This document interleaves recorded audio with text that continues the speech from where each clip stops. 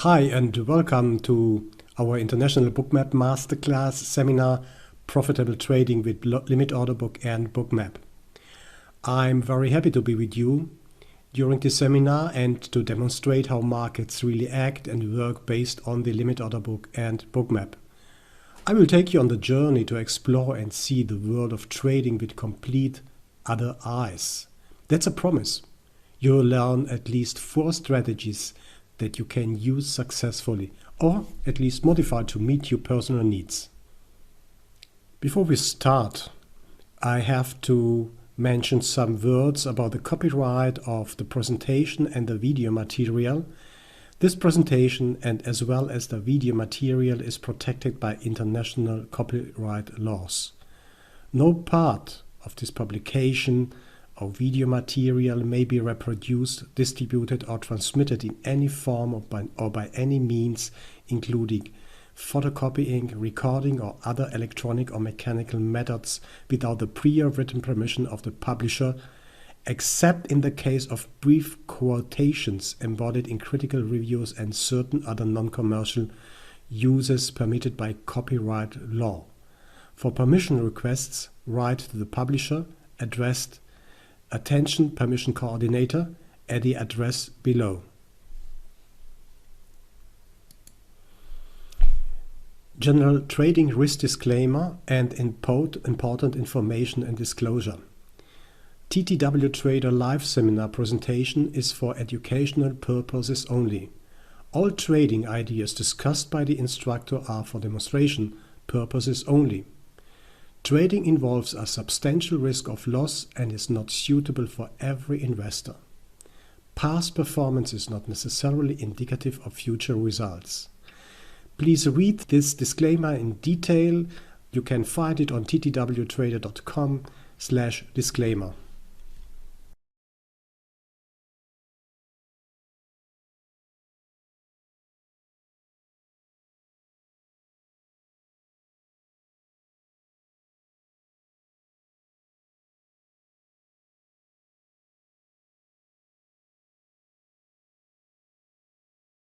I would like to start with a video before I continue with my presentation. And let me drag this over there. This is a recording from last Friday. And before we continue in the presentation, I would like to ask you here the question. Let me extend this. I would like to ask you the question, or you should try to answer the question. Is this an area for buy? Excuse me, I will go a little bit back. The price will come down here to this area. Is this an area for buying, for selling, or to sit on your hands and doing nothing? And the more important question is why? So have a look at this area and answer the question buy, sell, or stay aside. And the most important part is why. Please give me a reason why you should act so. Please have a look around here. Again, price is coming towards this VWAP, but I don't believe the VWAP is important here. Walter, this is George. I would say this is a sell because if you look at the volume at 1530 versus the volume up here close to those highs between 1617 and 1630, the buyers are running out of steam. Okay, thank you. Bart wrote, in this situation, I'd hold off from a trade, no clear direction for me. Okay, let's go a little bit further here. I would sit on my hands or buy here. Okay. And why? Because now I see a large buying orders. Okay. Let's have a look here.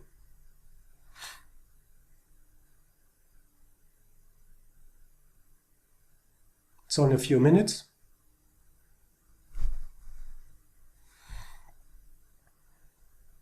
I think the speed is 1, so I didn't accelerate this one. This recordings here.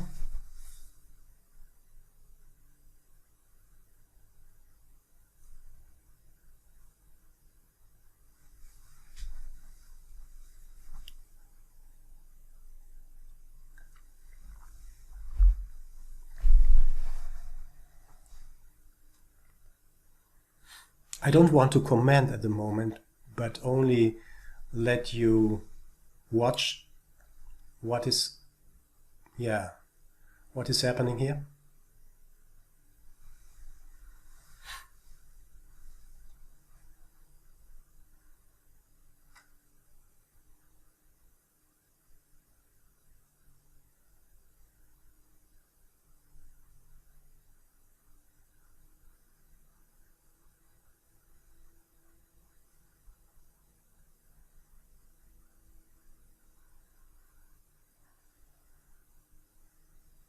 Okay, great. So I would like to show you why this was a buy. And long before the buyers came really in and lifted the price to 31.10 and above. Maybe, I don't know whether you have, and we should talk about that this evening or tomorrow evening latest, because tomorrow we will go through the exercises in the later afternoon, and I would like to say that this is an absolutely important part of your trade, or should become an important part of your trading, because this is the limit order book. We will see why this is important.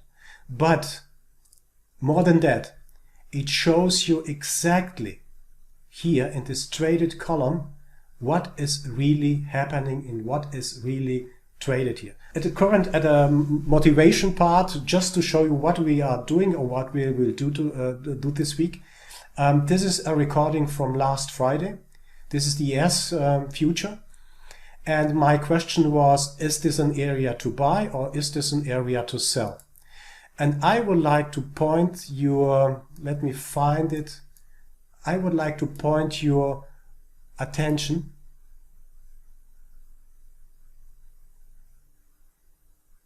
to following event.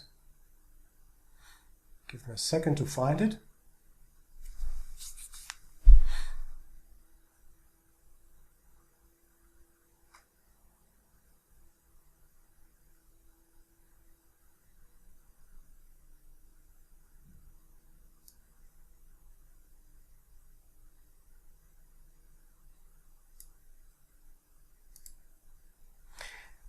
Do you see what is happening here?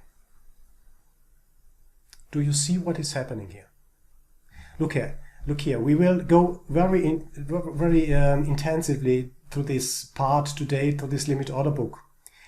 And what you see here is 132 contracts are waiting to be bought, or there are 132 buyers sitting on 750 here. Okay? And you see what is happening. At 7.5 here, 3107.5, they sold 1013 contracts into 7.5. How can this be? And how can this happen? Because we see 132, but they sold 1000 contracts, more than 1000 contracts into the 750. Do you have an answer maybe to that, or speculation? It's absolutely open. There are no right or wrong answers, but let's discuss about this behavior. We will see in the following hours today what's behind that. Okay? What is this?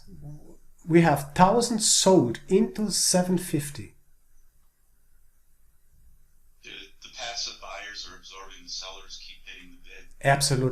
Absolutely. You see, the point is, I don't want to go deeper into this bit, because I I've developed a logic how to go through this whole stuff here. But you see what is happening here. They are hitting the bids, they are hitting the bids, they are hitting the bids. And the buyers added, refreshed, bought. That means if we see such numbers, such huge numbers on either the buy side here on the bid side or either ask side, it doesn't matter, then we know something is happening, something absolutely important is happening here.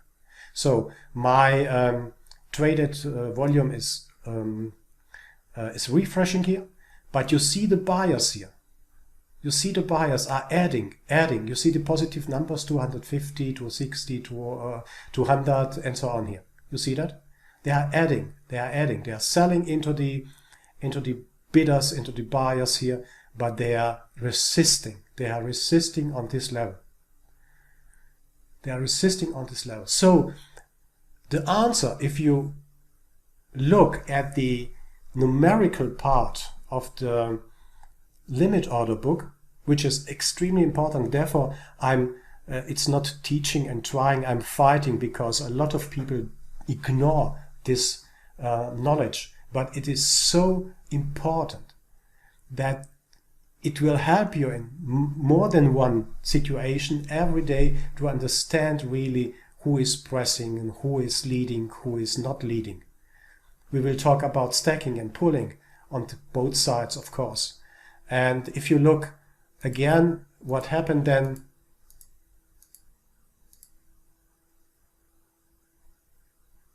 No, I think it was here. They lifted the price because this was a huge absorption here. I hope you are a little bit impressed by that, because by the end of the week, we will work the next days with limit order book and bookmap, the visualization part of the bookmap. And at the end of the week, you will see how these numbers can help you to decide or to see and to understand what is really happening in the market. It is really impressive, guys. It is really absolutely impressive to see that working. And my motivation for today, we will first start with the limit order book, and then continue with bookmap, so that we bring both worlds together. The goal of the seminar is to answer the questions: how do modern markets operate? Who is playing the game, like in this video here? What are their motivations? Sometimes we can answer, really, what are their motivations? How do they act and interact? We can see that on the visual in the limit order book as well in bookmap. How does all this affect liquidity and volatility? This was the question of George. How do I profit from this knowledge? What strategies are the best for myself? I will show you several strategies. So the strategies, there are several strategies. You can use them. You can adjust them to your own trading style. Good. This is the syllabus. That means we will start with the auction and the limit order book. Absolutely important to understand the basics of trading. Absolutely basic. It doesn't matter. It doesn't matter, colleagues. Either you are trading with apples, with orange, with wine, with hogs, with whatever you want to trade. The auction and the limit order book are always the same. This is always everywhere on this planet where we are living on. The auction is the two-sided auction, goes always the same way. It doesn't matter if you trade futures or you trade, let's say, apples or orange juice or whatever. Then we will have an intense look on the liquidity, absorption, exhaustion. We will talk about all the fine stuff in bookmap. We will talk about the sweep, the strategies. We come then to the strategies first to understand how sweep and exhaustion, absorption can be seen. And I see that's a mistake in the foil. Before we come to the strategies, we will talk about correlations. And one of the most important part is I can understand you, George, because I was in the same situation. You know, you want to trade, you see this huge opportunities to be independent, to earn money every day in this market, and to maybe to do it in 2, 3, 4, 5 hours, and then enjoy your day, staying on the beach, having a long drink, and so on. This is really a dream of most of us traders, but it takes time, and the first part is when one starts to trade, then he is only concentrated on his instrument. Let it be ES, Tom, it can be NQ, CL, whatever instrument you have. So you are looking only at this instrument, but there are not much people in the trading who understand that you should have a broader look on your instrument, because everything, I believe personally, you mustn't follow me, but everything is connected. That means we are not isolated, as well as the markets are not isolated. So if you are looking at the ES, I will show you in the preparation section of the strategies how we can predict is a little bit too optimistic, how we can be prepared for the day when we look at the correlated markets, because they indicate very clearly nearly every day where the market is heading to. So we can't see the oil, for example, Tom, you mentioned oil, without the dollar index. We can't look at ES without have the look at the technicals and the Q and the share market, Microsoft, Amazon, what else? Apple, for example. All this is an important part in this correlation section. Then we will come to the strategies. I will have some words on sharp delta, and we will see bookmaps, advanced analysis tools like CVD, large lot tracker, iceberg detector, volume imbalance. At the end of the day, in the end of the seminar, we should, every one of you, I would like to encourage and motivate you to have the same setup in bookmap like I have. So starting with a limit order book and the visual part of bookmap, so that you can connect both worlds together. So we have, we humans have two parts of brain, the left and the right brain. So I think the left brain is for the numerical part and the right brain is for the visual part. And during this seminar, during the next 5 days, we will bring this numerical part together with the visual part. And I hope so. Some of you will see more than before. You will see for sure more than before. This is the content of the documentation. I hope everyone has downloaded the documentation. It's an advanced documentation in 385 pages. Some of them are redundant. It doesn't matter, but there are still more than 300 pages of knowledge, of experience, of strategies, and so on. We will go through this week. We will start with the auction, limit order book, market mechanics, liquidity, market terminology, visualization, strategies, understanding liquidity, sweep, trades, and pullbacks, then correlations, then trading preparation, execution summary. I have put a new chapter based on the experience in the live education room, sharp delta. VWAP is an important part, and we will go through the advanced analysis tools. We will talk very briefly about the data feed, option expiration, trading advice. I don't know, I don't believe it's necessary to go through, but it's I left it in this documentation. Every file will be uploaded by me in the Dropbox, so you have the link.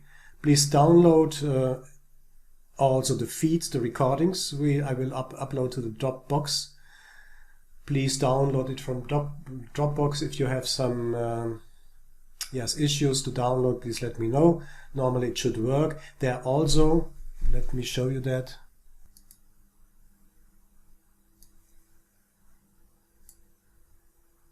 This is the content. So this is the presentation. The BMCS file is the file you will need, or the rhythmic one here, this one, is when you want to, if you want to, and I would highly recommend, I can help you. I can access your PC if you want. Let's do that after the session in the evening, or my time to say after the session. You should set up your bookmap with only one click. I will show you how this works. It is really easy. Download the BMCS file, right click on your bookmap workspace, load this file, and it will become the same, or will get the same visual display like I have, with the limit order book and the visual part of bookmap. So it's really easy, it's simple. Just right click, choose file, or select this file where you have stored it, and say OK, and you will get the same display, same workspace, same limit order book like I have. Then if you want, I have put the cloud notes for your information, how to see how they are organized. There's a nice, it's a nice club. It's called Open Outcry. Open Outcry organization. It's not an organization. It's a club. It's for fun. So it's a funny. If you want to participate in the Open Outcry, which is a part of the auction, look at this material. Go to their sites. You will find out how auction really works. Then some displays, some videos here you can download, and I will put also the feed. The data feeds I'm recording today's session in ES, so that we can go through it tomorrow, starting from tomorrow, and you will find everything on Dropbox. Please go to ttwtrader.ecofin.co. We're using this room for internal discussions. We have an international room here.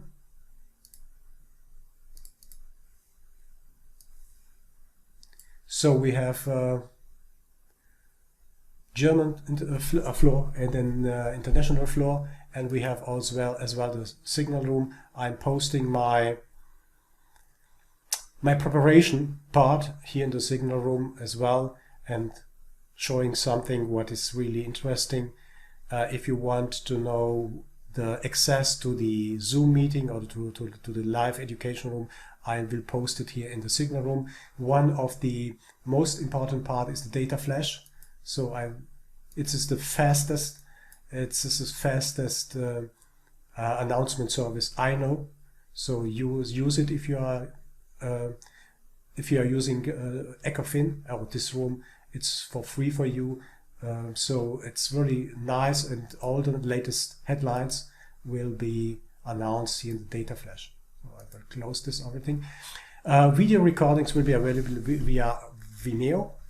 Live education room is going to be like this one, Zoom with, and Skype for direct contact. If you have need to directly contact me, either use please Ecofin or use Skype to contact me. Okay. Let's start with the limit order book. Now we are coming to the Open Outcry, because we are not in a room together. We will play it virtually, so don't take it serious, but we will learn some important parts of a limit order book and how it works. From my point of view, as I said, it is imperative to understand the function of an order book or depth of market, also called depth of market dome, because it is the ground or base for everything what happens in every market.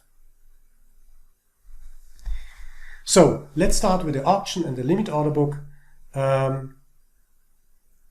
Let's go very briefly about this chart here. We see the TT trader here on the left side from my side. Then we see the jigsaw trader, and we see also the bookmap. You know, in an auction, traders communicate their buying or selling desires to an auctioneer, who collects and records this information. This is extremely important to know. We will make an exercise, a very small and nice exercise here with an auction.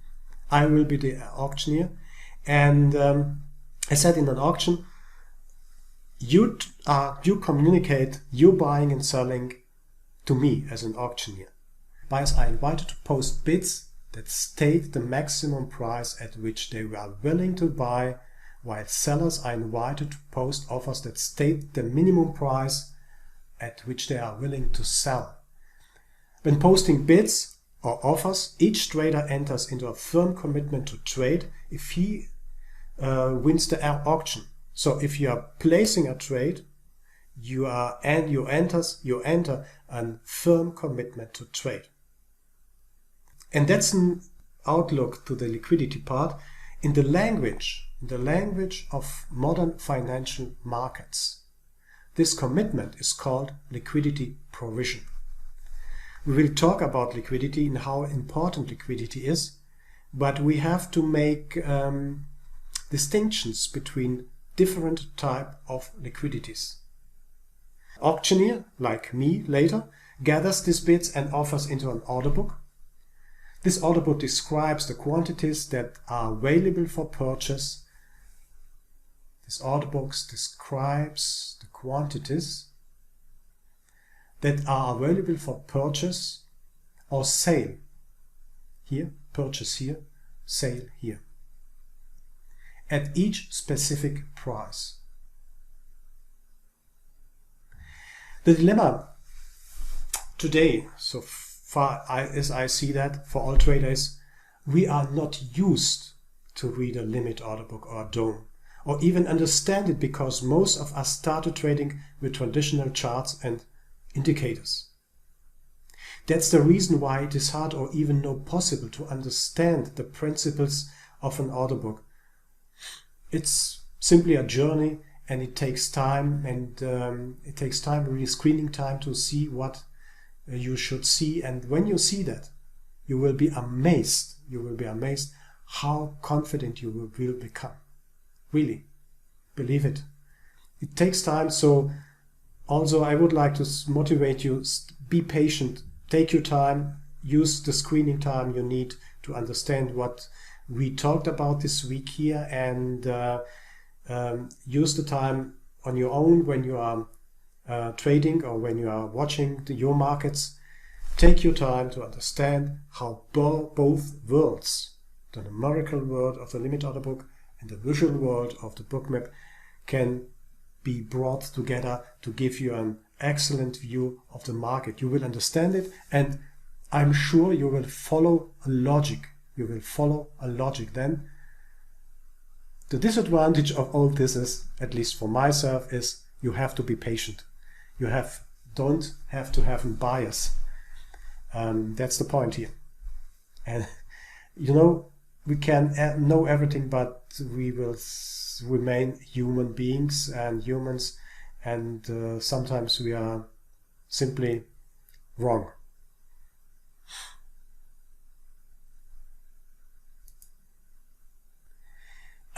Over time, markets have evolved away from appointing designated market makers. Today, most liquid markets, by that I mean including stocks, futures, and foreign exchanges, are electronic and adopt a so-called continuous time double action mechanism using a limit order book, in which a transaction occurs whenever a buyer and a seller agree on a price. I will show you that this is described also on cme.com very intensively. I will go through that during this week to show you how the CME describes this mechanism, the continuous time double auction mechanism. It's described extremely good on the CME side. Absolutely important to read, or at least important to know that there is something like a double auction mechanism and how it works. Limit order books require, and that's very obvious, neither a human auctioneer nor specially designed market maker to facilitate trade. Although we need liquidity to trade. Limit order books are updated in real time and are observable by all traders. Everyone who is interested in reading the limit order book has the access to and can do that. So everything is disclosed. Everything is exposed. Everything is exposed. So there's no, there's no secret. Limit order book is a standardized bookkeeping in trading. We can answer following questions. How much was traded? When was it traded? At which price was it traded? Was the price accepted by the traders? Which side wants to buy? Which side wants to sell? Are there aggressive buyers or sellers? We have the answers to thin liquidity or thick liquidity, which means there are illiquid markets, and there we are talking about liquid markets, as you will see. The limit order book, the structure is that we have a price here. We have a bid column.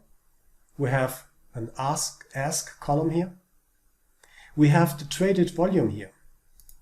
This is the traded volume.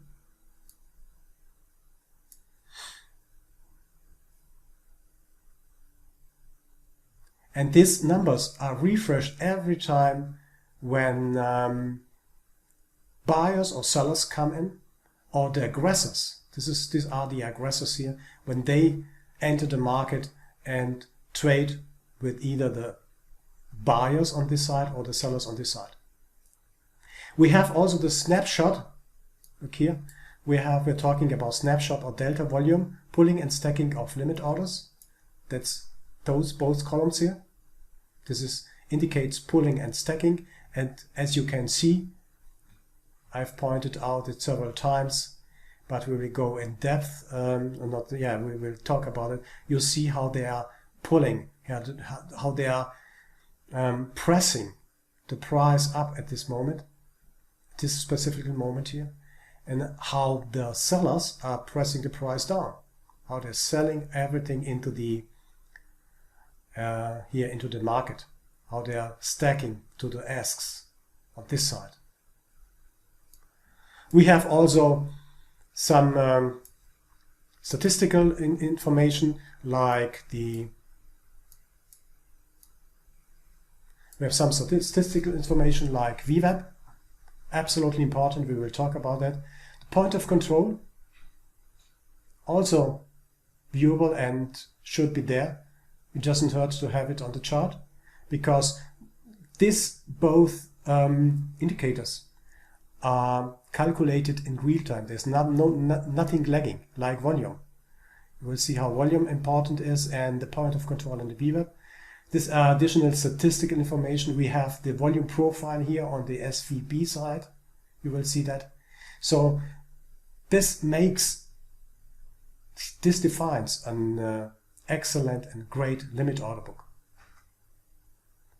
Once you have this on your chart, you begin, and your brain starts to combine the numerical world of the limit order book with the visual part and the visual world of bookmap. And you will see things when you combine both worlds that you have never seen before. Maybe you remember this fascinating movie Matrix 1, where, how's the name? Do you know the Matrix? Where Neo and the other guy, he showed him two pills, red and green, I can't remember, and he have to choose one pill. So you will get the right pill this week to see how both worlds are connected together.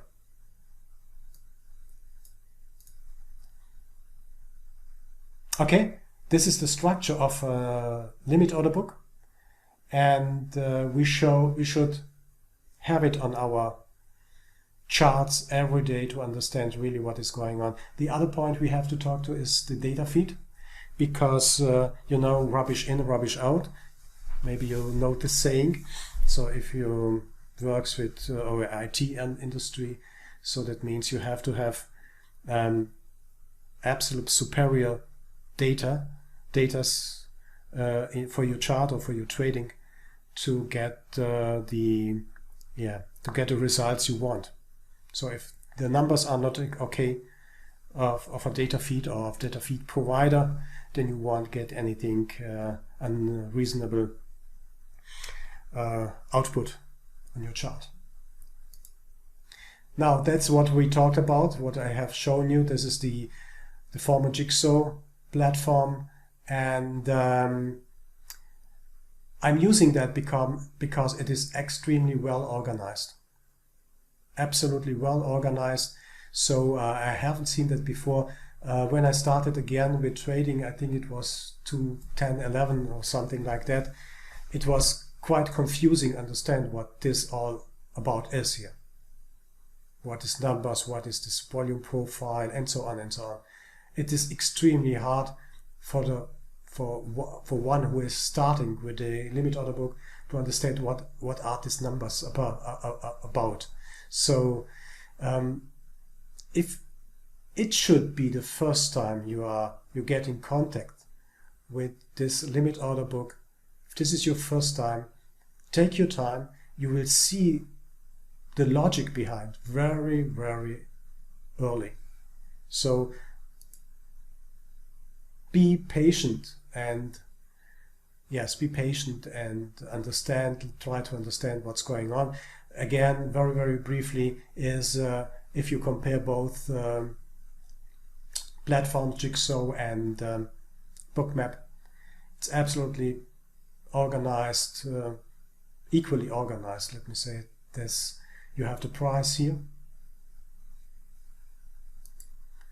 you have the depth of bid and depth of ask here. It's absolutely the same, and even if you have the same data feed, I've tested it with Rhythmic, even if you have the same data feed, the numbers are absolutely equal.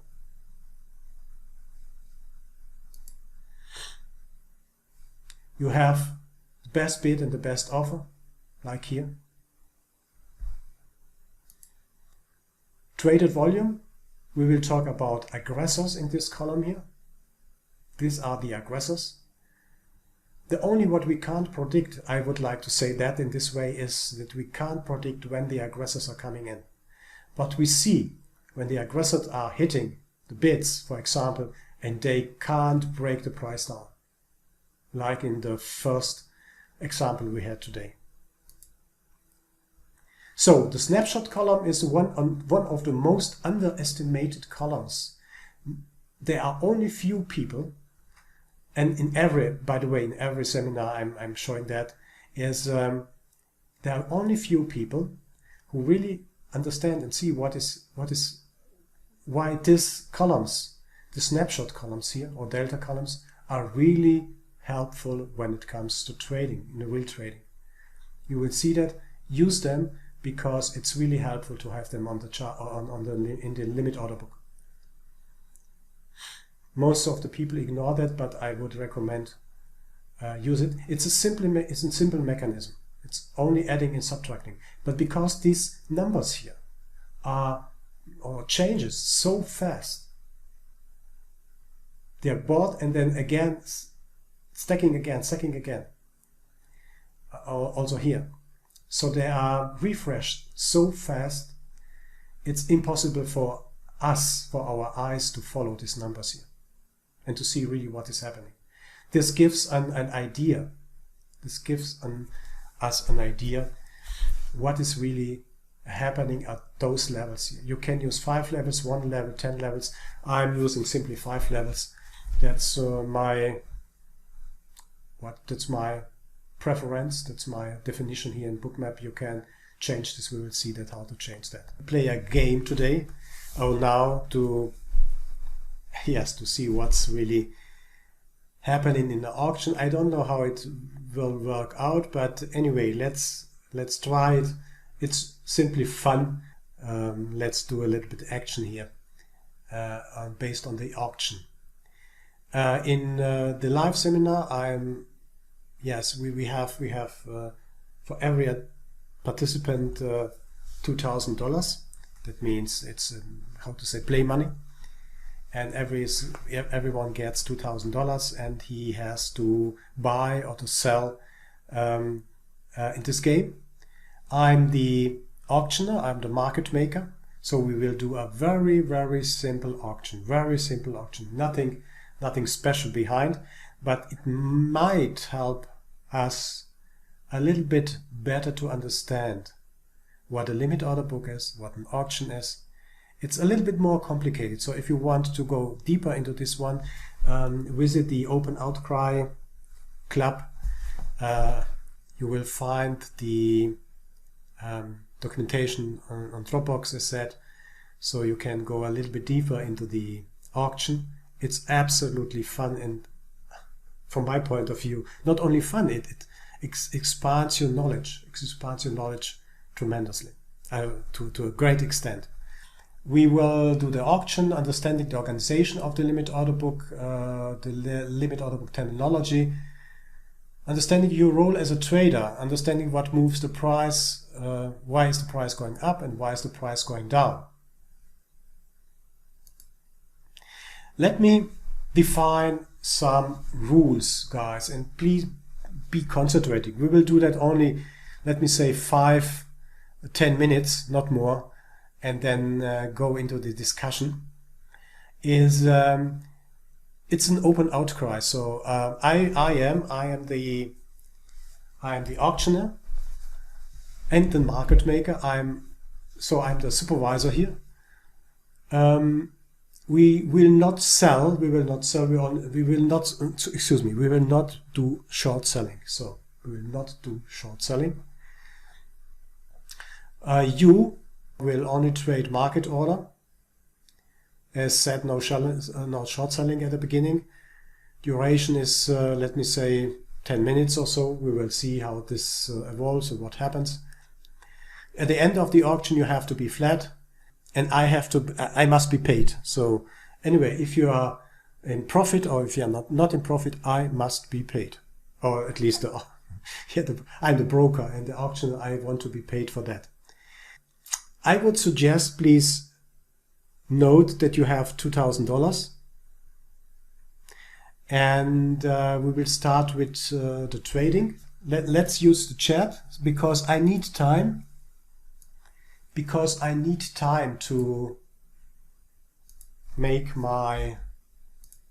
calculate and to update the limit order book.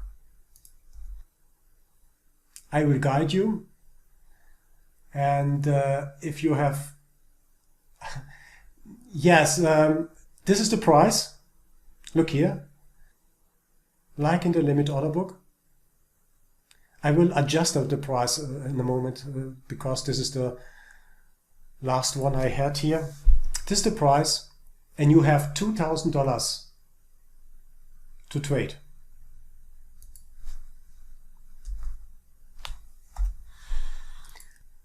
Yes, we are simulating the future market.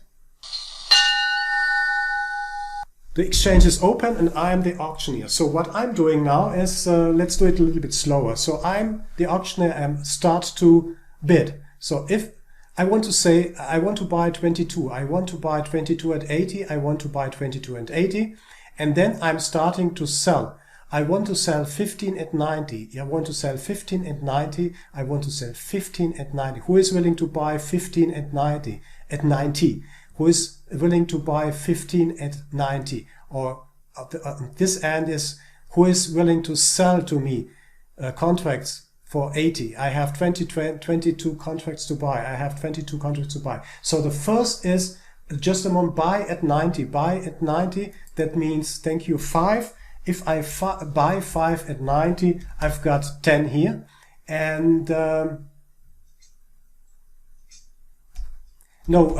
we are currently, no. Just a moment. George. No, George.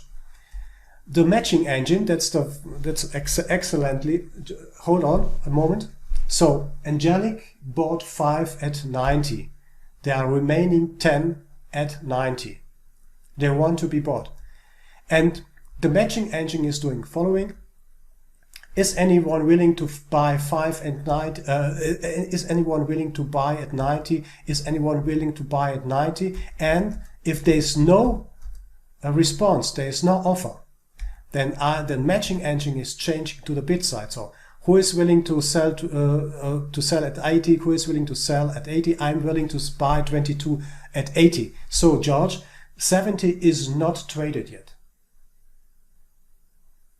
You understand what I mean?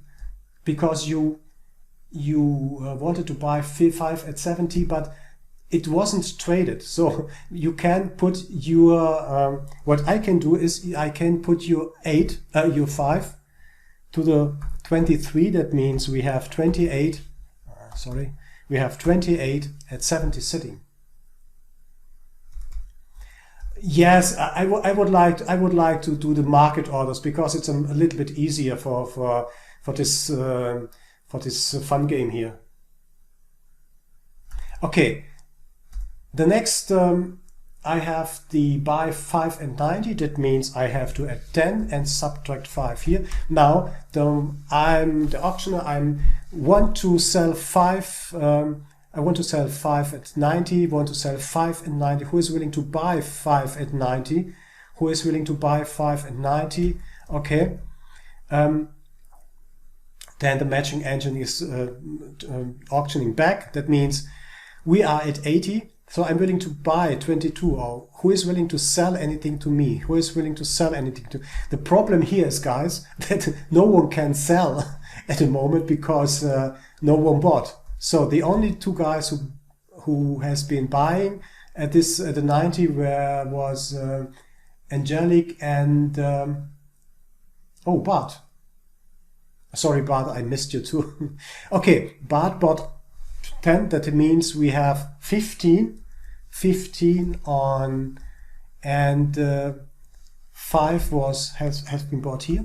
That means this is the status at the moment. So please buy it until and then we can sell. So now we are trading we are trading at 190. Best bid, best offer. Best bid and best offer. Who is willing to buy 8? Thank you, Bart. So that means we traded 13. We have 0. We have to lift the price. And maybe you are noticing what is happening here on the bid side. So we are trading now 23 at 110. Who is willing to buy 23 at 110? Who is willing to buy 23? So Angelic is buying 5 at 110. And Tom is buying 23 at Tom. Now, one point we are learning here now is that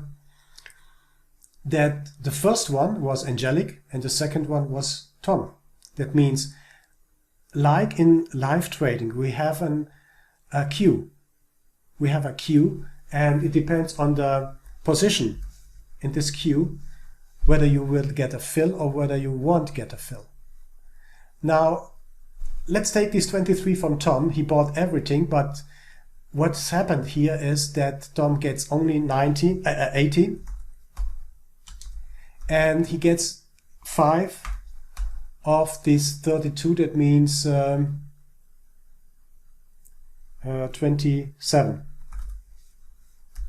That means Tom was filled because no one wants to sell at this level. And Tom was filled, but he got an average price which is a little bit more worse than he wanted. Now, what we are doing now, who is willing to sell it for 110? I have 32 contracts are waiting to be filled. So who is willing to sell into 110? Who is willing to sell into 110? Who is willing to sell into 110? We are 32 buyers here. We are having 32 buyers. Is one willing to sell? Okay. I'm not yet. No, no, no change. No chance, but no. Sweep is an extremely nice indication. So I have to 27. Sorry, we are trading at 120. We are trading at 120, and I have 27 to sell it for 120. Let me see that. 5 sell 110. Okay, that was a 5. Excuse me. So we have still 27 on bid, and you got your contracts back, 5 contracts back. Please count this, make the math but yourself by yourself. You sold to 5 contracts at 110, and 5 and Tom again 5 at 110. That means we have reduced the queue here. There are only 22 buyers, and we have still 27 sellers at 120. So is buy 27 at 120. That means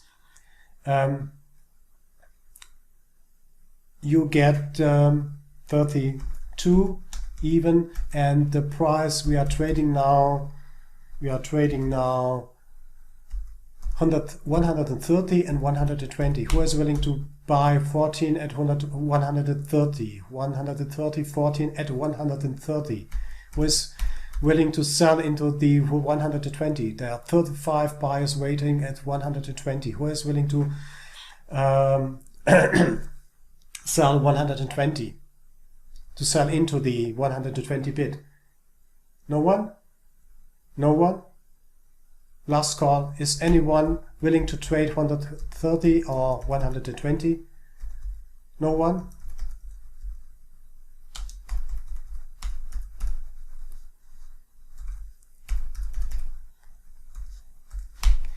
Now we are trading 120 to 110.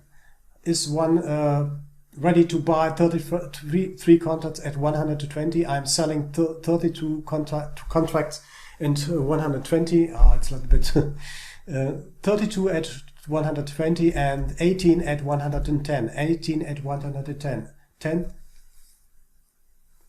at 120. That means 22 left. 22 left. Again, 32 at 120, 22.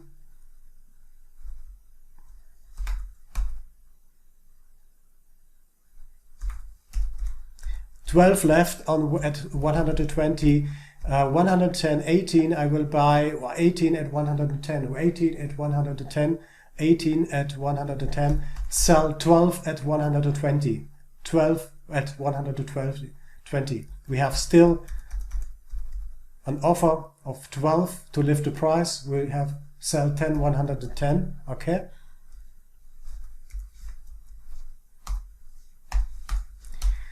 Now the situation we have, I want to buy 8 at 110, 8 at 110, and 8 at 110, and let me place this one here. Oh, no, sorry, better. 8 at 110, and I'm selling 12 at 120, 12 at 120, 12 at 120, 12 at 120, no bid, nothing, then buy 12 at 120. That was the latest call.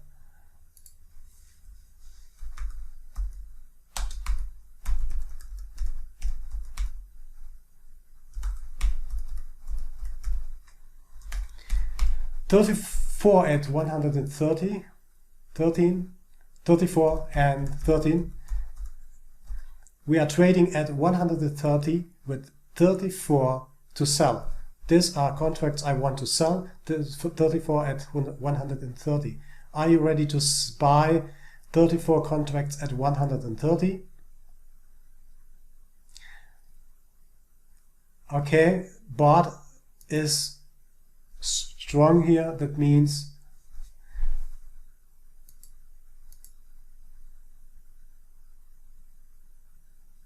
120 at 100. So excuse me. So that's the new situation. We have 14 still ready, sitting on 130, and I would like to buy 13 contracts for 120. 13 contracts for 120. Do you offer me 13 contracts for 120? 120, and is one willing to buy 14 and 130? No one? Last call. 14 and 130 and 13 and 120. Why I'm choosing these hard numbers? Okay, if no one is bidding here, if no one is bidding, then the auction machine, the auction algorithm is auctioning down. Is auctioning down. That means the price comes down. If no one is interested to trade this 130 level here, then the matching algorithm, the auction engine is trading down and trying to find new buyers. That means we are trading 32 at 120, 32 at 120, and I would like to buy 8 at 110. Does someone offer me 8 at 110? At 8 at 110? 8 110? 32 at 120? Buy 5 at 120? Okay.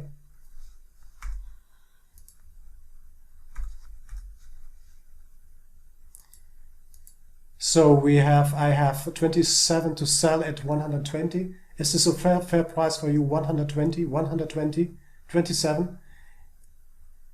Buy 20 at, but you have only $2,000, yes, you know.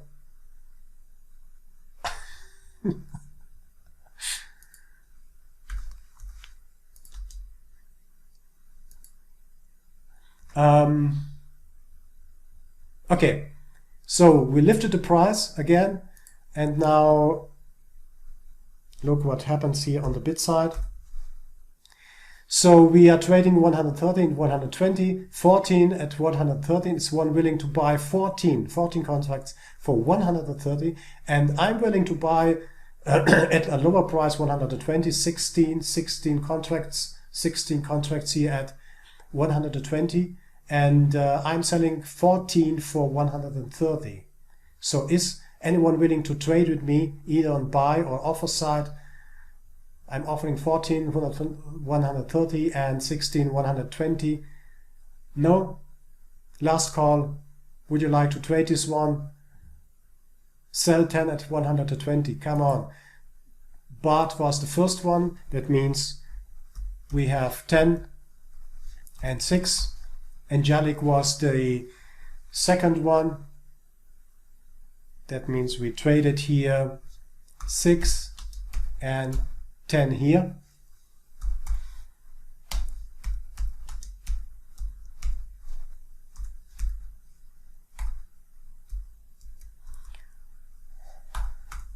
You see what happened here.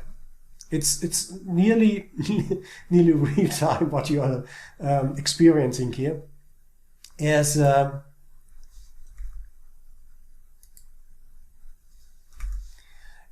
the price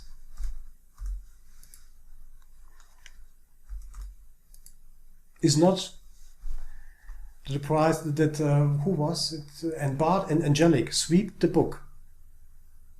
So the price dropped 2 price levels down because we had more to sell than the bidders were accepting to buy here on this side. And suddenly, I don't know who, I can't follow that, but Bart, Tom, George, some who bought at 120 here must hope that our buyers come back here to hit the bidders and to lift the price, come to break even. Because you are sitting at with your shares here around 120, 130.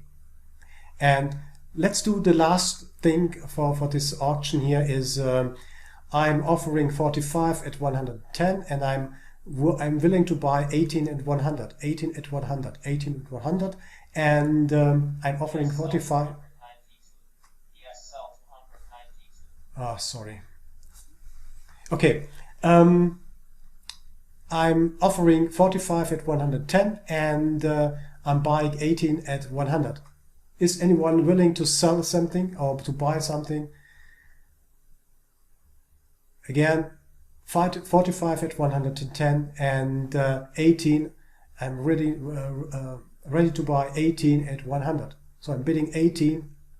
I'm bidding 18 at 100. I'm bidding 18 at 100. 45 at 110. 45. Last call.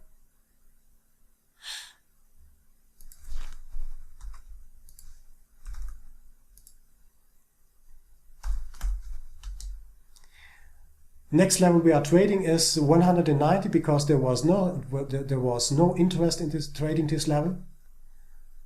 So we are trading 36 at 100 and we are trading 12 at 90. That means I'm offering 36 at 100. Is someone willing to buy 36 at 100? And I want to buy 12 contracts at 90. So I'm willing to buy 90, I'm willing to buy 19, I'm willing to buy 90.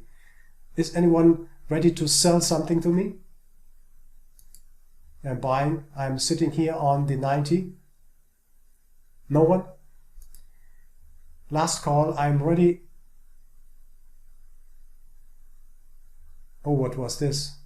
This was a little bit too fast for me. George, buy 18 at 100. 18, that means 18. Was wrong here. 18 at 100. Bart buys 10 at 100. Yeah, I will process your 20s at 100 because this is a good example. So we delete everything here and we have remaining, what was it? 36. So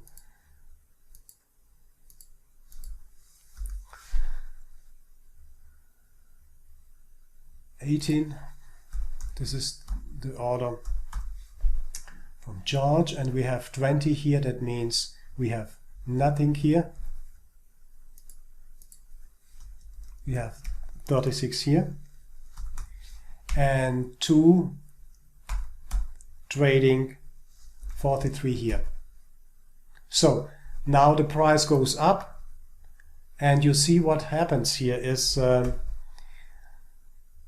because Bart lifted the price for one level, and we are now trading 43 at 110, and I'm willing to buy 14 at 100. Do you see what I'm trying to point you to? It's not only the auction. This is the auction, very, very simple auction. So let's stop it here. That's okay. Maybe we can, if you want, we can repeat it again.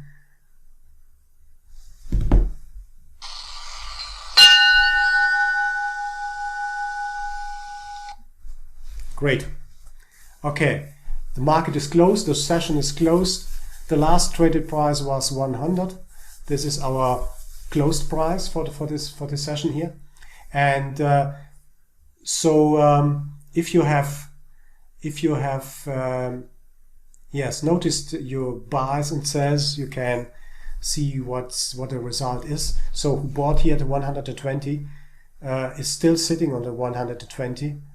Either you hold it overnight and hoping that the price is going up here tomorrow so that you can sell your contracts, or if you are unlucky, in an overnight session they will hit this weak bid side, this really weak bid side, and bring the price down, further down. So you are in big trouble here with your 120 and 130 positions. Question so far? What was your feeling?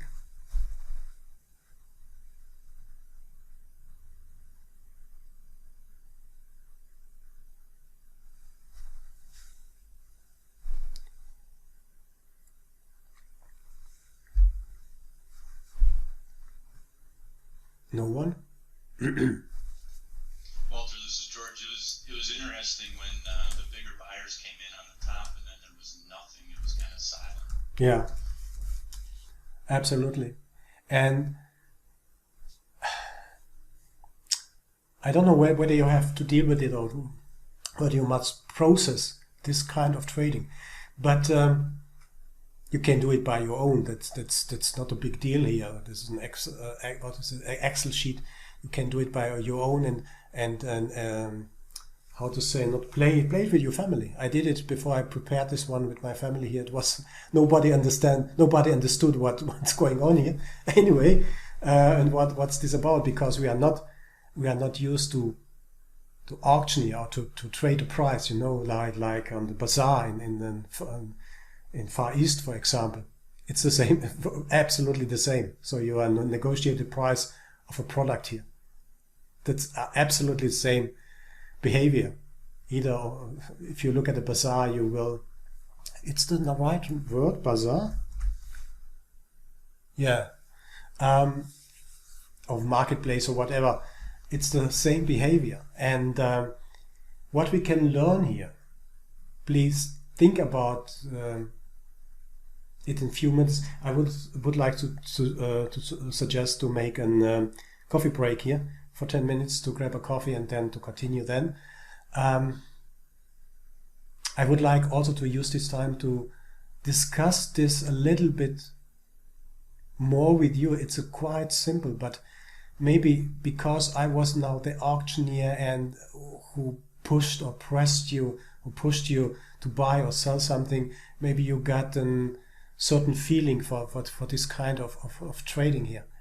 And I would like to continue after the coffee break, but there are several interesting parts we have to talk about this in this theoretical part, really theoretical part, because this you will see every day. It doesn't matter what you trade, whether you trade NQ or YM or CL or gold or soybeans or treasuries. It doesn't matter. It absolutely doesn't matter. Only the numbers are different here. That's the only, in the prices, of course.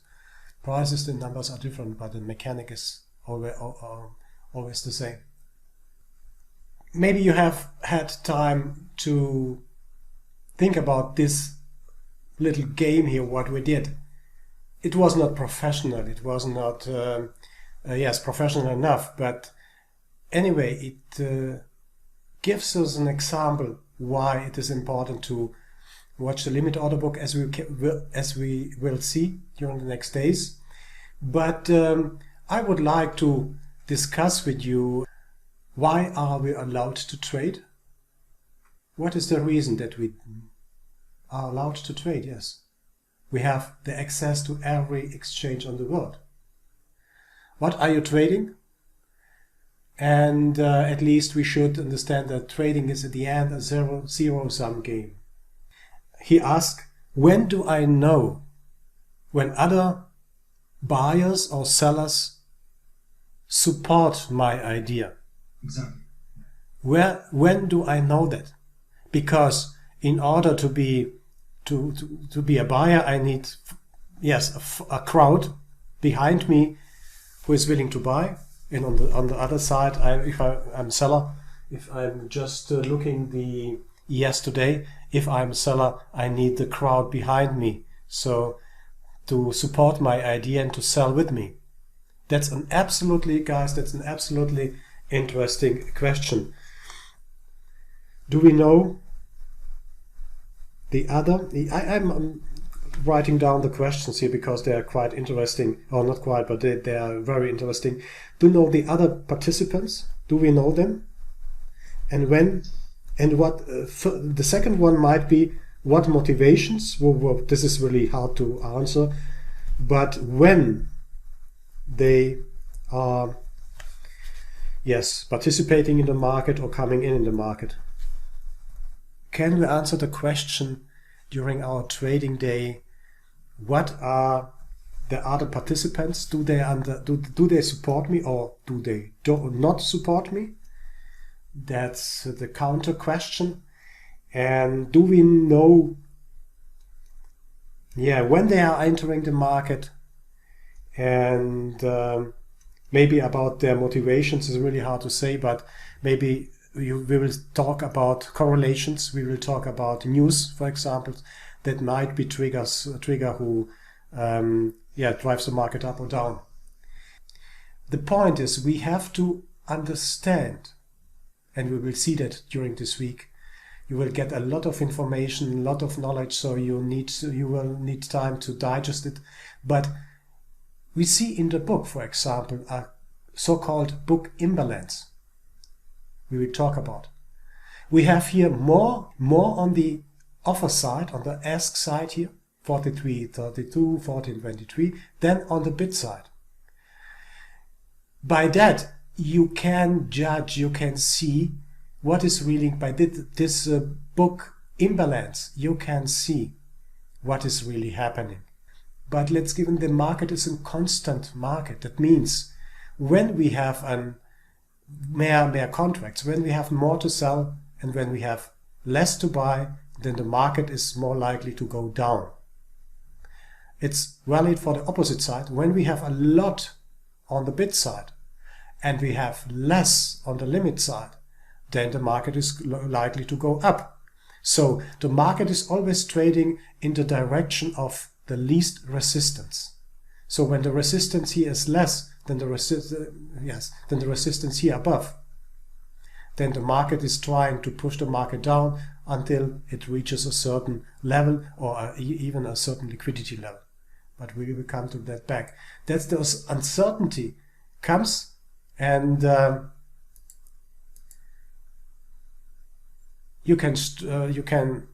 stressing it again. This uncertainty comes when you don't see what is really happening here, because you are only concentrating maybe on a candle chart, let's say on another chart, on the footprint, or even on the book map here. You are concentrating here on the bubbles, but you really don't see what is here. What is happening on the numeric side of the limit order book. So I would like to again stress again and motivate you. Let's start this week at least with this setup here. The uncertainty comes from because we have only one information here, and we can interpret a lot in this area here. But as long as we don't have additional information to this price part here,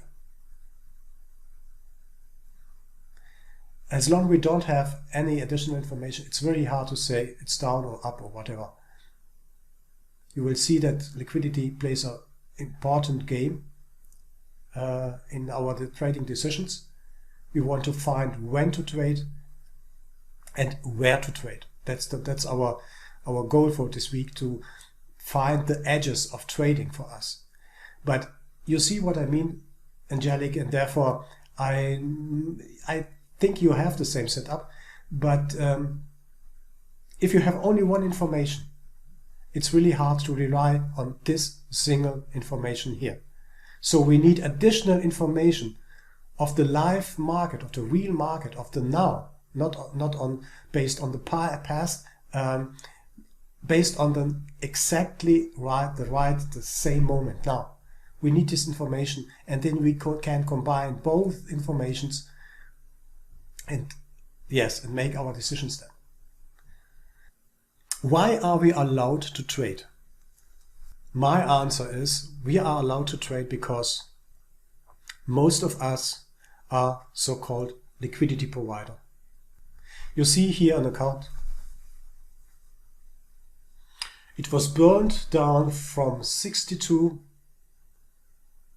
I'm not sure whether this is dollars or euros, but doesn't matter. It was burned down in a half a year from 62 to 400 euros, for example. This is impressive, guys. This is impressive. But this is only a small trader, little trader. That's nothing here. That's a real account. It was at least it was a real account here. We are allowed to trade, and please think everything every day before when you're thinking about trading. We are allowed to trade because we are liquidity providers. That's an important point, and because we won't be liquidity providers. Because we won't be liquidity providers, we are together here this week to see that other alternatives, other views on the market could help us to take liquidity instead to provide liquidity. As said, trading is a zero-sum game, and statistically, I don't know whether it's 96 or 98, but the number is huge, where we see that retail traders are losing their money within months, sometimes within weeks, because they don't understand that, because they don't see how an auction is working, what is really happening, because they don't see the whole information. Absolutely. That's an absolutely important part. And even you will see that, and I experience it too, even if you see every information, sometimes it's the own psychology who is a little bit reluctant to press the button. This is another part of the education we have to go through, but we are talking in this week only about the mechanic, the market mechanic, and the strategies around. And that's the reason, guys. We want to be winner and not losers. So let's go briefly to the limit order book. Let's sum it up what we have learned, and this is the foundation of the next days. The limit order book is the foundation of the next days, and we have to understand what is really going on in the limit order book. For those of you who are really new to this kind of information, it will take some time, but you will, after this seminar, will be very, very quickly in the position to understand what's behind. A limit order book. The limit order, it's very clear what it is. It is a fixed order. It is the wish to trade at a limit price. A limit order may be executed very quickly if it corresponds to the best bid offer price. A limit order may take a long time if the market price moves away from the requested price. The requested price is too far, and the limit order at the higher levels can be cancelled. That means, very simply, if you are trading, I think one of you bought 130, 120 here, and suddenly price dropped down because this level was vulnerable, or yes, more vulnerable than this level here. And then you are sitting, maybe you're placing also a limit order here and waiting until you will get hit, for example. That means if the price moves down, someone or you or whoever who is trading limit order side, you are sitting here and waiting, and the price moves, never touch this level here. So either you have to cancel it, or you wait until you get a match. This is a limit. A limit order book is very briefly say bookkeeping for every single trade. Limit order book terminology. The market order is absolutely important. You have been the market order. This you can remember this very easily. You have been the market orders here. We played only one direction here, just to see how this whole mechanic works. Traders can put a market order, that for a buy order or sell order. The first shares will be traded at the ask price or the best price. The remaining ones will be traded some ticks upper in order to fill the order size. The ask price is then modified accordingly. That's what we did here, very slowly to calculate the traded numbers. But it's okay to do this now and then, so to understand the whole mechanic. When either the bid or ask queue is depleted by market orders or cancellations, the price is updated up or down to the next level of the order book.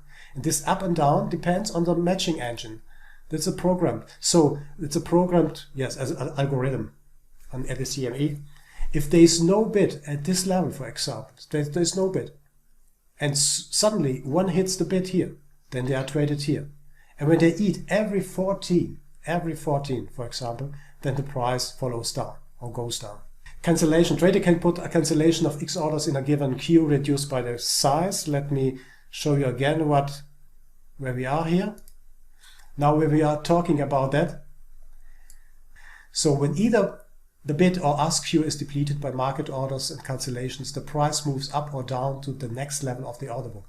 So to answer your question, George, again, if we are talking about cancellations, then we are talking about cancellations on bid or ask. Cancellations are a part of the strategy. Given you are, yeah. Is there a way, Walter, to see that happen? For instance, I know in the delta quotes, those are limit orders. So we're not seeing.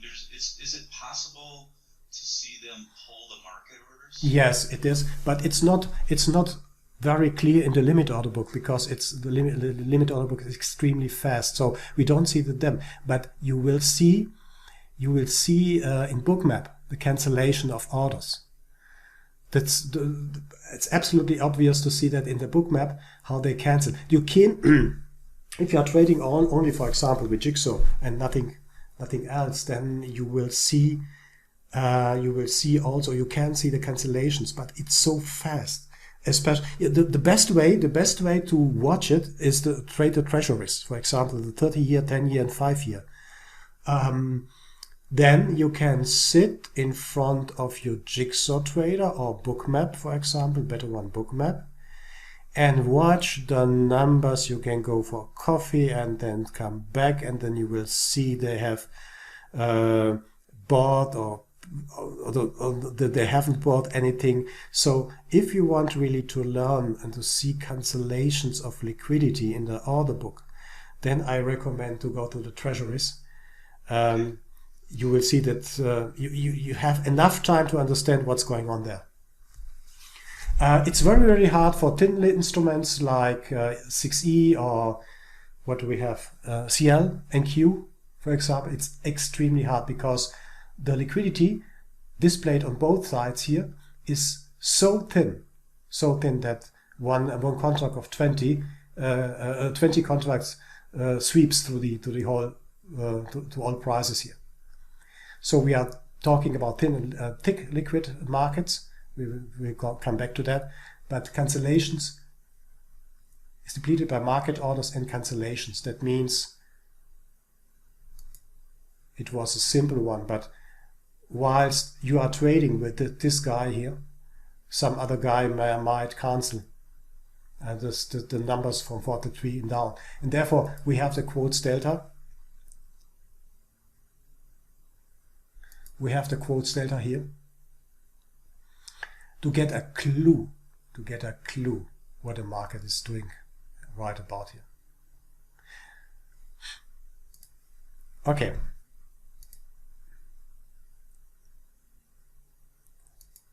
Sorry. Now, as we did it, the dynamic in the limit order book is that actual trades come in two forms. You can put a limit order or you can put a market order. So market order usually, if you don't use any chasing algorithm or similar, market orders will be executed immediately if the queue is there. That means we will talk about the CME and the FIFO in a moment. So if the queue is there, you will get a fill immediately. That means on the limit side. If you trade it on the price in the market, you will get a fill immediately. So there's a difference. I don't know whether I expressed this well. So if you are in the limit order, it depends on the queue where you are to be executed. Or if you put your order market, then it will be executed at the best price. Yes, trader can cancel anyway, at any time. When either the bid or ask queue is depleted by market orders and cancellation, the price moves up or down to the next level of the order book. And even this one is described in the CME. Let's have a look there.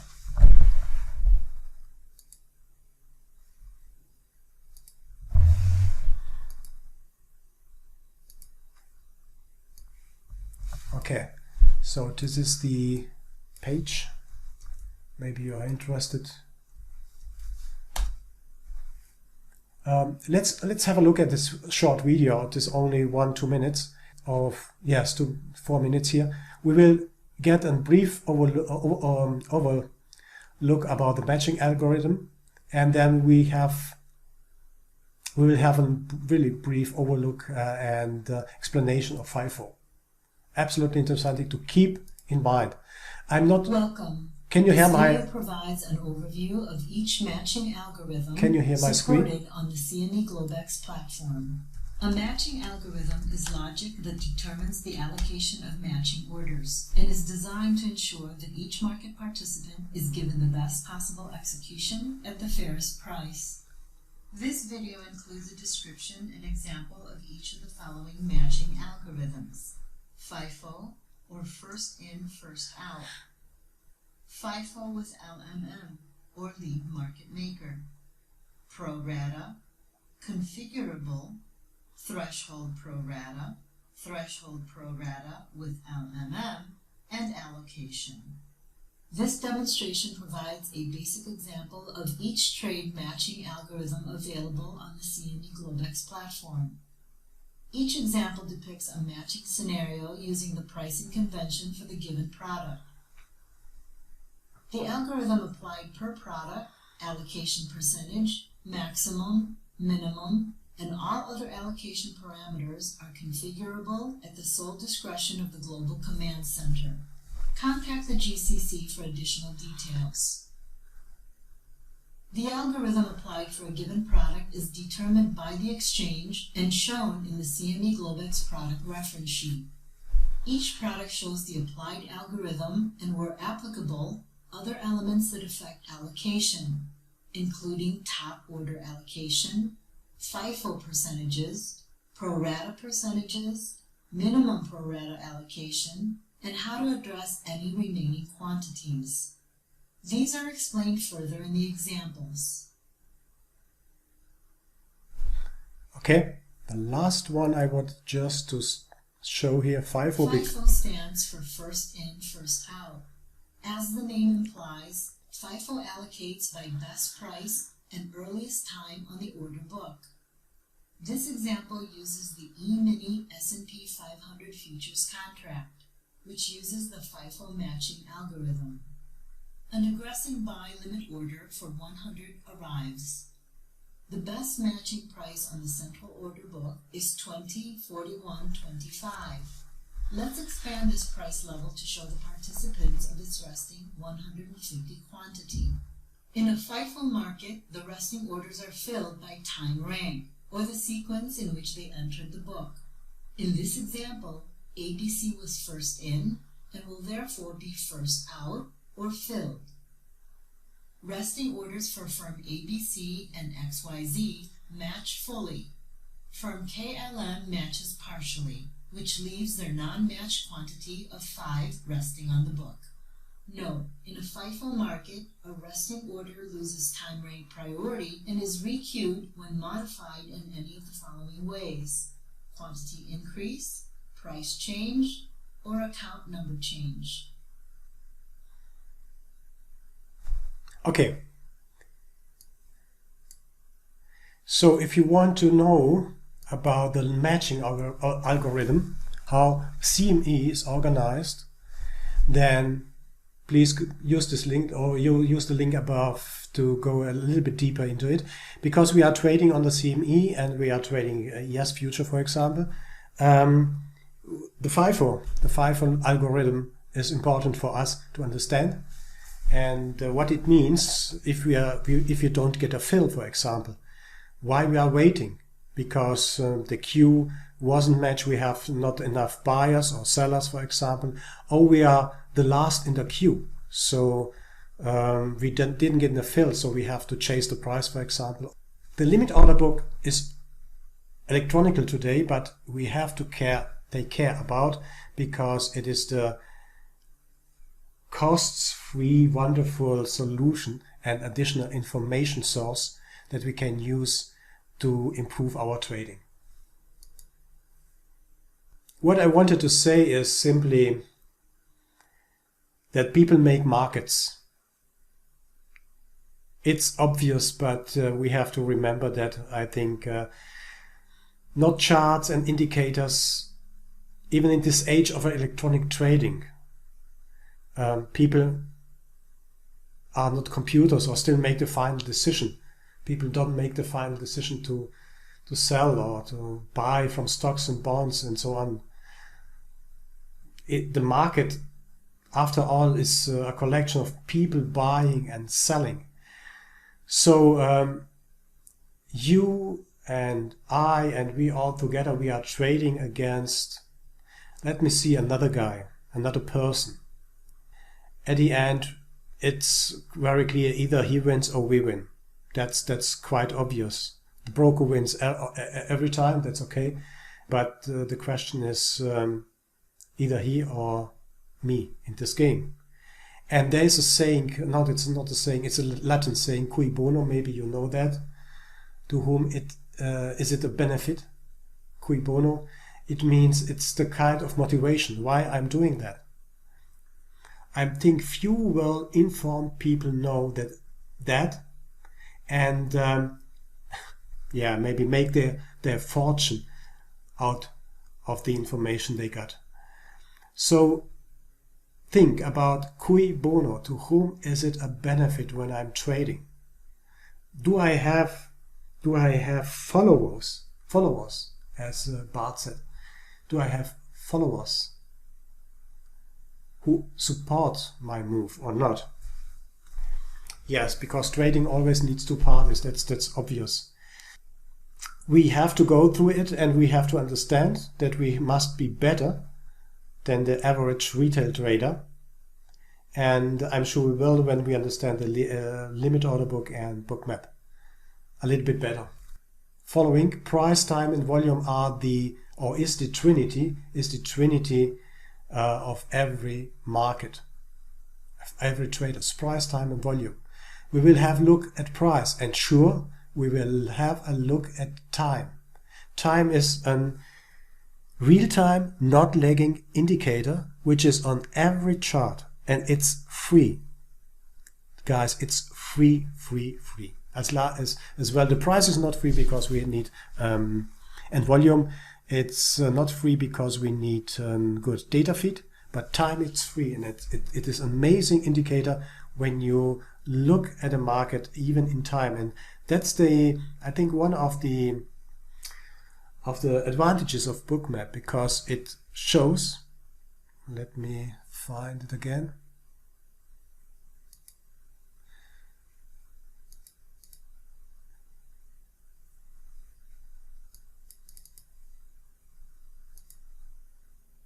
It shows the time, we don't have any, it shows how the market evolves, developed over the time here. You see that? And it's so important to understand the time. The x-axis here on this line. You will see that, okay? So there are real-time indicators.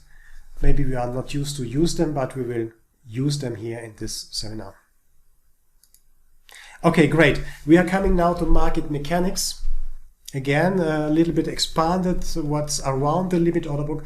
I would like to ask you now to come back to me and say, okay, this is the first part of the seminar. It's not over, but I would like to set the foundation. Even we are not going so deep. And if you want to make an auction again, we can do it tomorrow, for example, just for fun. It's absolutely important to understand it.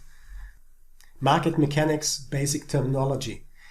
We talked about the limit order book. We have to have a look about around the other explanations and the terminology we need maybe from now and then to remember to talk about, because we have, from my point of view, we have to understand the terms and definitions of market makers, matching engine, aggressor, and passive trader before we go deeper into the market mechanics and impacts on our trading.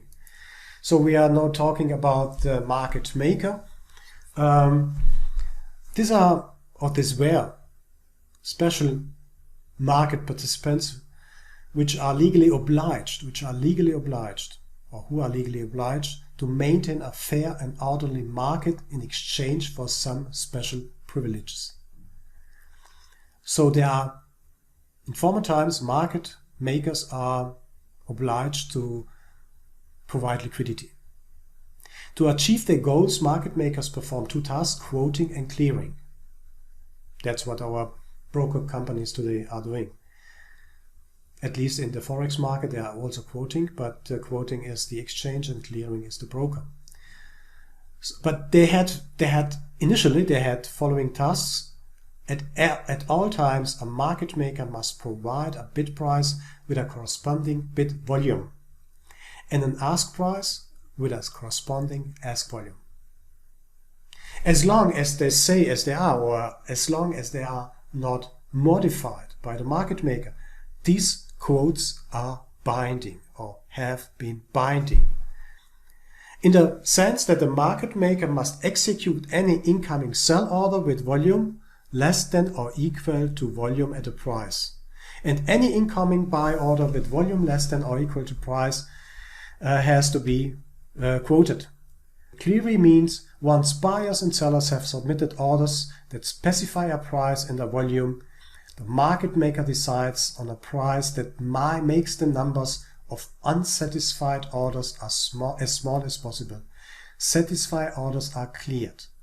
That means clearing. That's what the electronical part of the CME is doing. Is they are matching the orders FIFO at least, for example, for the futures, for the CME futures. So this electronical market are,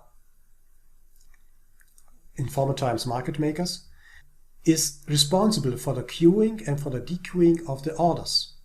So they have the task to remain unsatisfied orders as small as possible.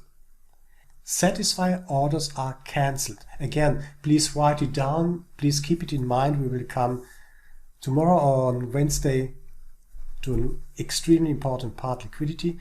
Please keep in mind, satisfied orders are cleared. So when the matching engine matches incoming market and limit orders, they are cleared. That means they disappear from the market. Given you and George are trading, so if he's selling something to me, then I'm satisfied and he is satisfied. So every one of us are going back. So we are, how to say it, not disappear, but we disappear from the market, and next one is trading then.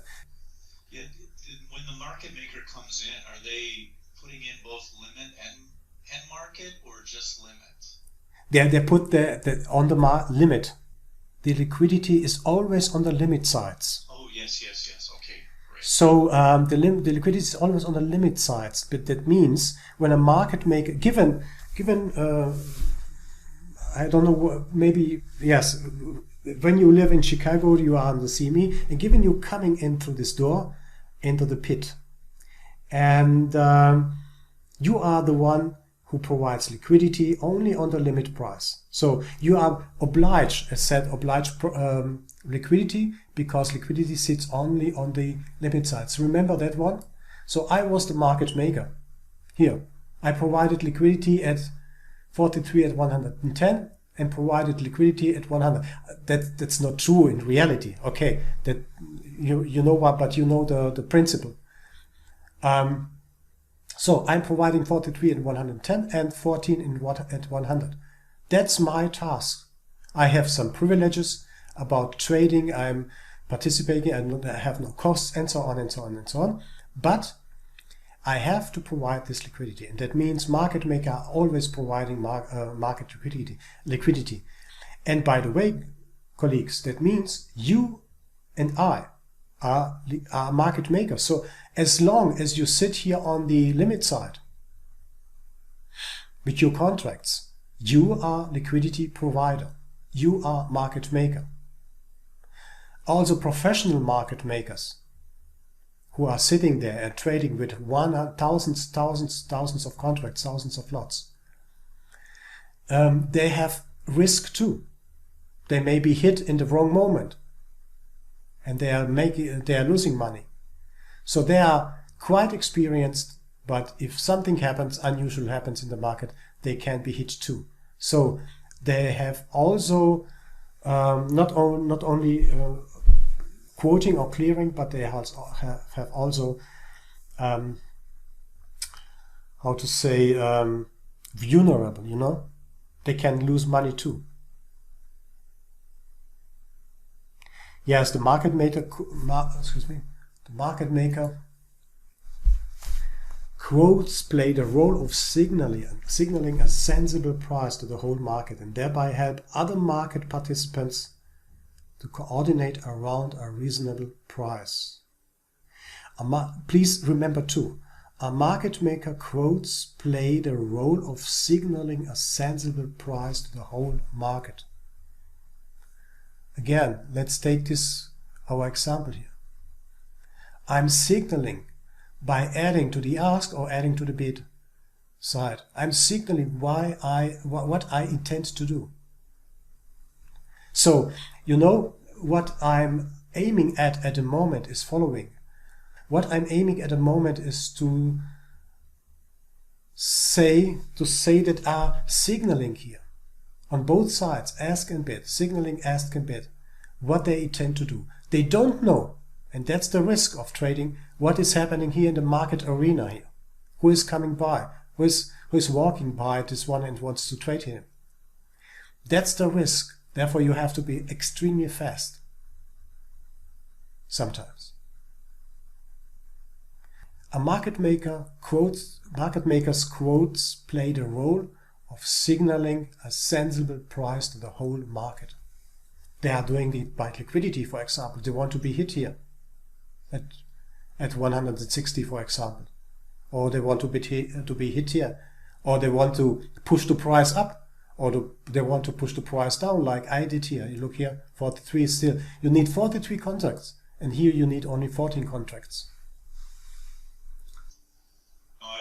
That makes perfect sense to me now, Walter. When you, as you said here, there's more liquidity to the top, less to the bottom. So in essence, the market makers are saying that price is maybe overbought. Yes. It's up here. Yeah, absolutely, absolutely. Okay. And let's compare this one again with this one. Let's watch this one here. So the market makers, look here, look at this one here. Come on. Here, for example, this area. I mean, we don't have market makers like on the pit. So you can be a market maker here, but you know, to consume 1,000 contracts here, to consume 1,000 contracts at 750 here, it takes a lot. I suppose that's not us here. We five are nothing here, not so big for the market, but given there's a big institution behind, let's say there's an institution behind this one. They have, you remember this Latin word or Latin saying, cui bono? Cui bono, to whom is it a concern? What they wanted here? Why are they buying 750? Why did they consume everything on 750 here? What is the reason for them? Should I go against them? This power here, when I recognize it, when I know it? Or should I go with them? That's the point. So you can be a market maker. You are, or we are, a liquidity provider every time we place a contract here on the limit side, given you are not trading market, given you are trading limit. When we position one here, or put one here, then this date will be updated to 59 here, this example, for example. And we are waiting to be hit at 575 here. So either we are going limit here, then if we put one contract to the 975, then this goes up to 278. You will see your contract maybe in the queue on the last position, but you will see that here. You will see your contract here trading or sitting on 975. So that is important to know. We will stress it again. We can see it here. We see something unusual happened here. We can have a brief look in this one and get the connections between those both worlds.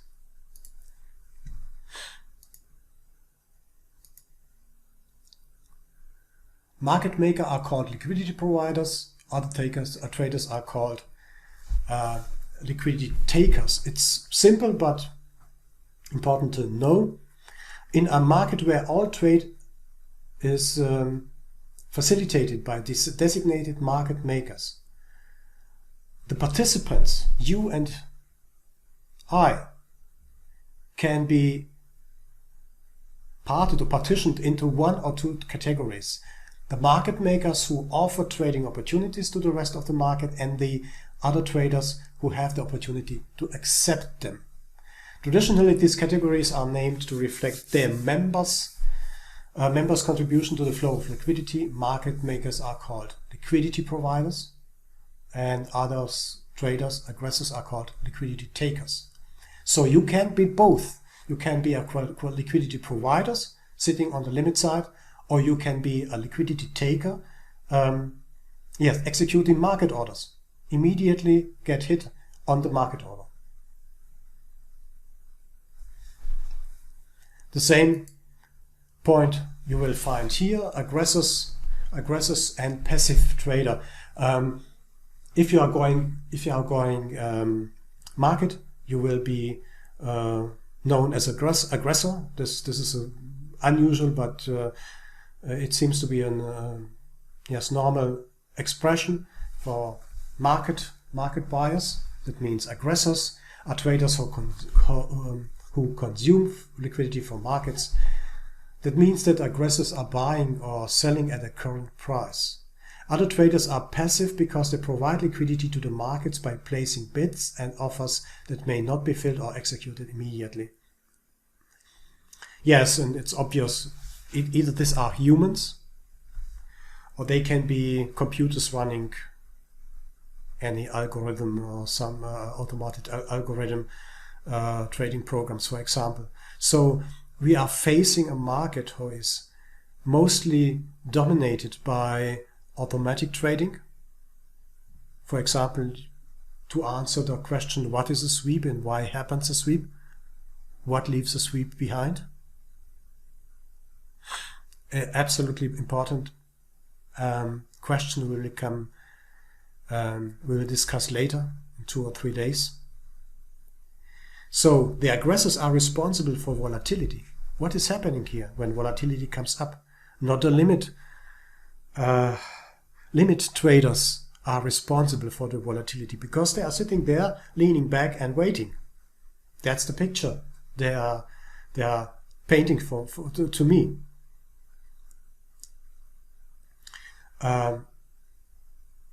In today's electronic markets, trader can be human or they can be automatic algorithmic trading programs, of course. That's absolutely common.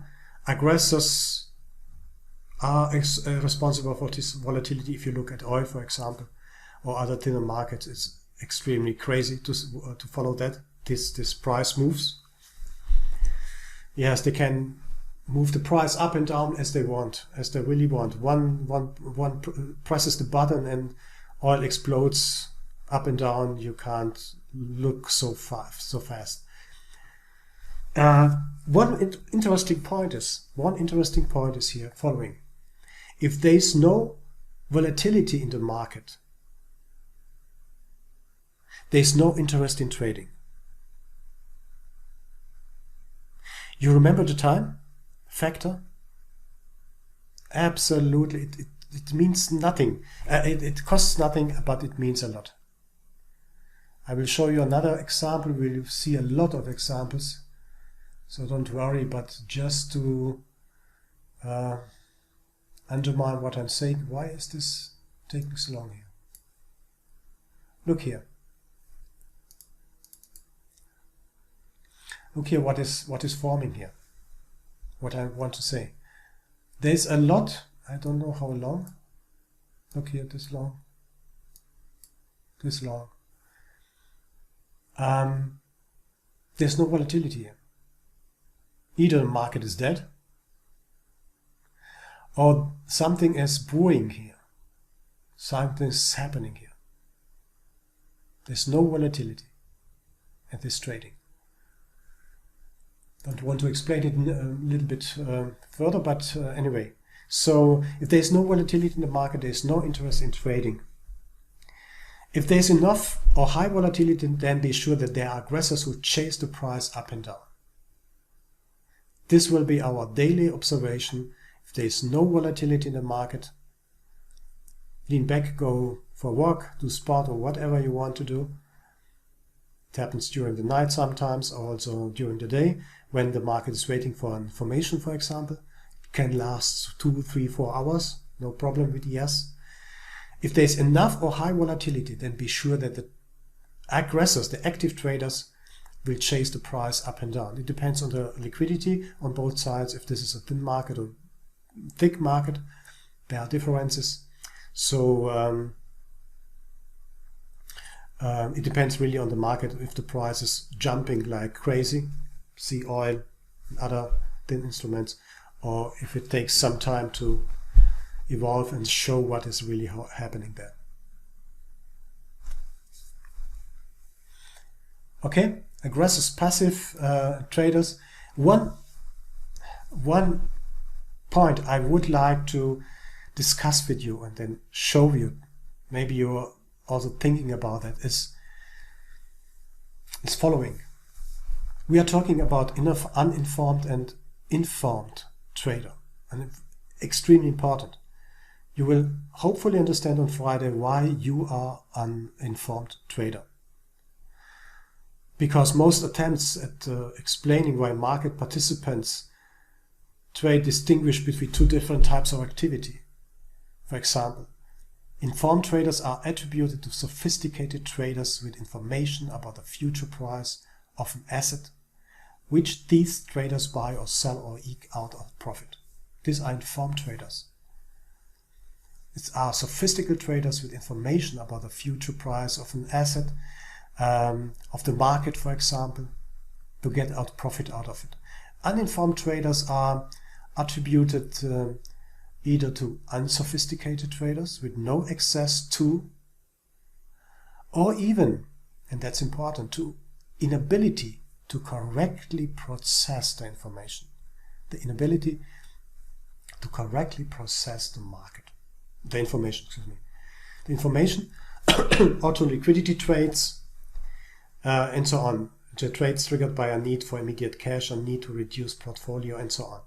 These trades are often called noise trades because from an outside perspective they seem to occur at random. They do not correlate with future price changes and they are not profitable on average. Anyway, in most cases, however, this seemingly intuitive partitioning of trades are as informed or uninformed. This dividing of both classes of informed and uninformed trades suffers from one problem. And information is sometimes difficult to measure. What means information? What I want to say with that is that there is a difference between to be informed, not only what the asset is, what the market is, how the market trades, or to be uninformed, to leave it or to put the responsibility to the to the chart, to the indicator, to the automatic strategy, whatever. Really, the situation today is, as I see, that a lot of people, and that's what when I've quoted Kahneman is saying, we are relying on easy to digest information. We are relied to get, to understand, to see really, really easy to digest information. We live in a complex world, and in trading, it's really common to be fed by trading rooms, by others who is telling us what the indicator is saying, up or down or whatever, doesn't matter. That's the difference between informed and uninformed trader.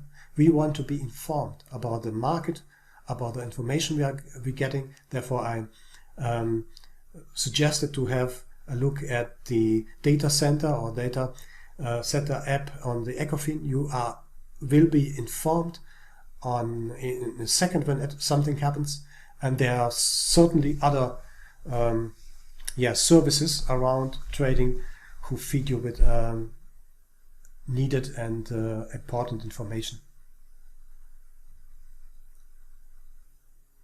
The matching engine or the auctioneer, we have seen that in our video before, enables electronic trading based on defined fixed rules. That's the matching engine.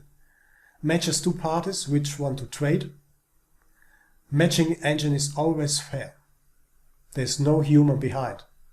And we talked about FIFO, first in, first out. The other you can see when you're following this site.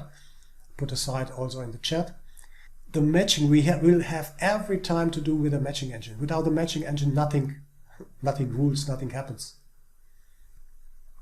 Yes, and the matching engine's task is whenever a trader submits a buy or sell order, a limit book, order book trades matching algorithm checks whether it is possible to match to existing sell or buy orders. If so, the matching occurs immediately and the relevant traders perform a trade for the agreed amount at the agreed price. Any portion of the order that does not match instead becomes active at the price, and it remains active until either it matches to an incoming sell or buy order or it is cancelled, of course. Cancellation usually occurs when the owner of an order no longer wishes to offer trade at a stated price. That's the cancellation we talked about a little bit earlier about the cancellation. So a matching engine always matches two parties. If you are buying or if you are selling, you have to have a counterpart. Either this is a colleague from I don't know, China or Europe, or this is another one. You don't never know who is behind that, but you are trading with an engine or maybe even with people. So the matching engine, we will see and talk about that very intensively because it is absolutely important to understand what a matching engine is doing. Let's show how it works. It's easy to understand how it works. There are 12 contracts. One is bought and one is sold into these 15 contracts. These are the organization is, this is the green is best bid and red is best offer.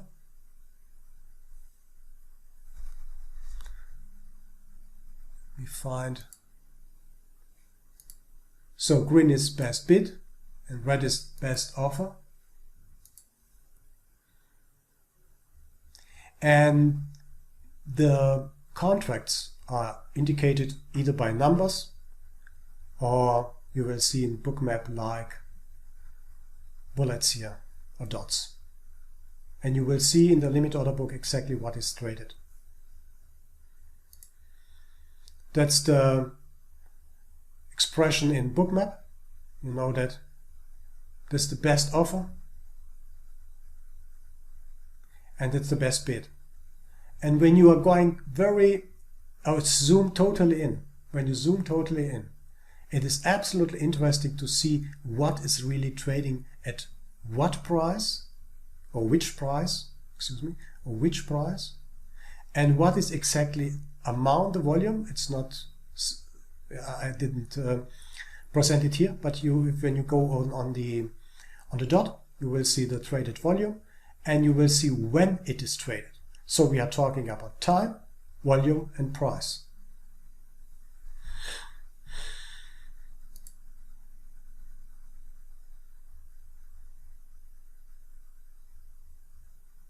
So this is, you see the best bid, best offer, and sometimes you see very regular dots.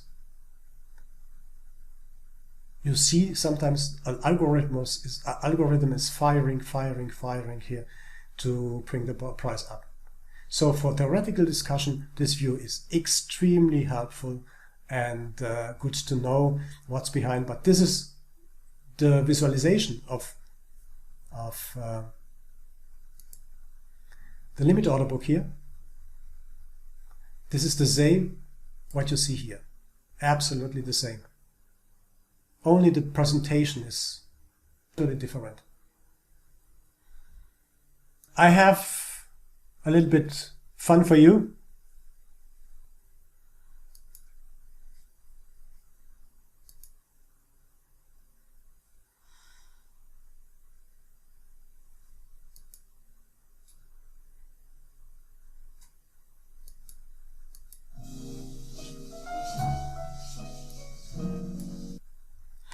Great, guys, we had an interesting day today. I would like to go back to the part 1 and part 2, the auction, the limit order book, the expressions and the terminology we need to understand really what is going on here, what is happening here.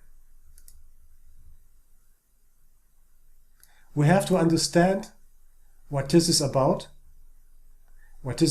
how to bring these worlds together, the visual world with a numerical world. This is the task for this week, but the foundation of understanding what is going on here is in this part. I'm happy to be with you and see you tomorrow. Thank you very much.